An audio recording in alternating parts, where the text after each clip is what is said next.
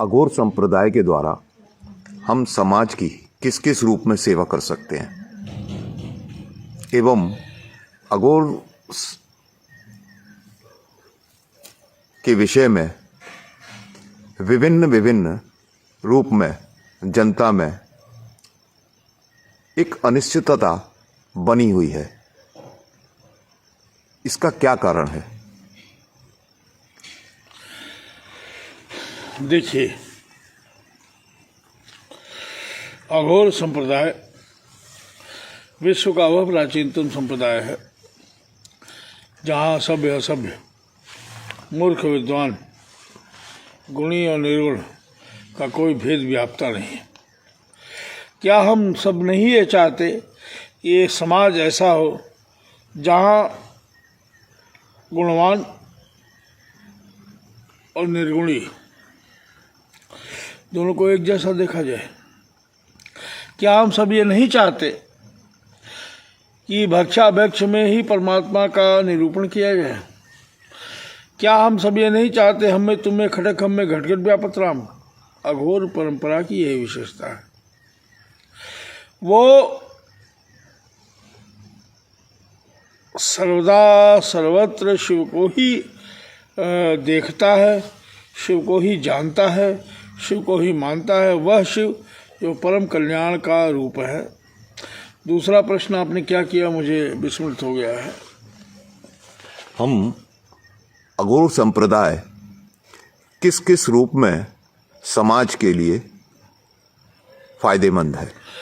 समाज के लिए तो अघोर संप्रदाय ही फायदेमंद है जहाँ पर विषमता का कोई स्थान नहीं है। गाय, श्वान, नर, देव में सबको एक समान, जो सबको एक समान देखता हो, असली समाजवाद तो वही। बिहसे शिव समाज निज देखा, नाना वाहन नाना वेशा, बिहसे शिव समाज निज देखा।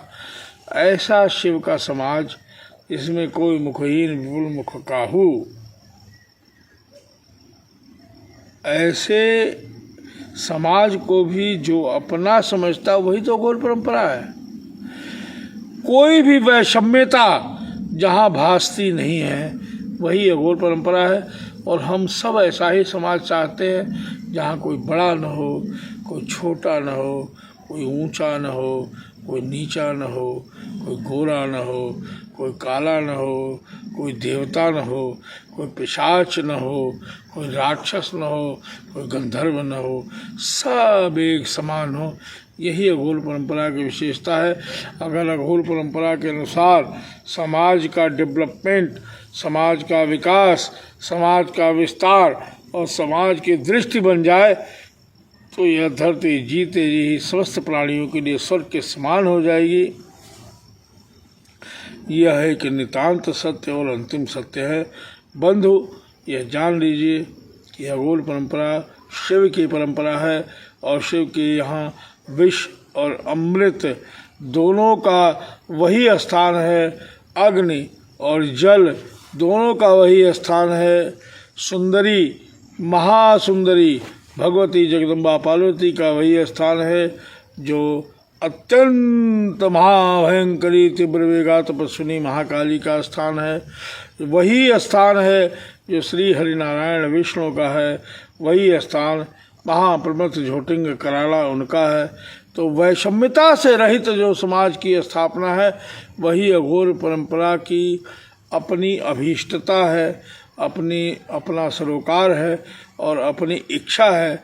अगर अघोर परंपरा के अनुसार, भगवान शिव के आदर्शों के अनुसार, भगवान शिव की परंपरा के अनुसार अगर यह समस्त समाज अपना निरूपण कर सके तो निश्चित सी बात है कि यह समाज, यह धरती, यह परिवार, यह स्वर्ग के समान अपनी उपमा धारण करेगा।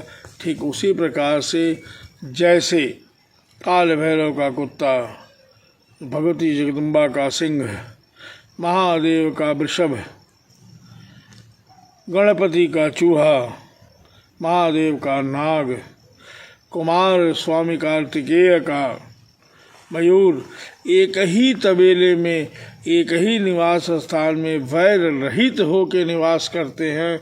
यही तो संसार की परिकल्पना है, यही तो समाज की परिकल्पना है, और यही अघोर संप्रदाय का अभीष्ट है।